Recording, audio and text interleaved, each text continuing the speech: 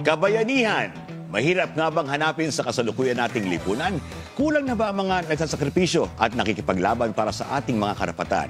Ang kanilang mga mukha at alaala ay sa perang papel na lamang natin nakikita.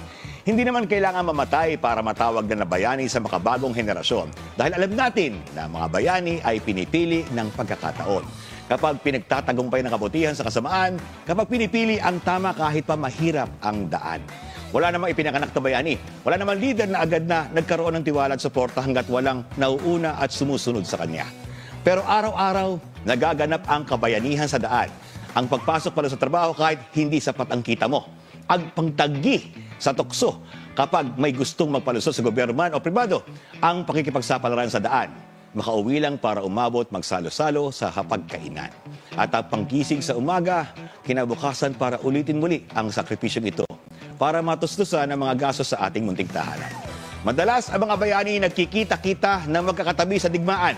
Habang sumusugod, bit-bit lang ang tapang at pagmamahal sa bayan. Pero makikita mo rin sila na magkakatabi sa pampasaherong jeepney, bus at MRT.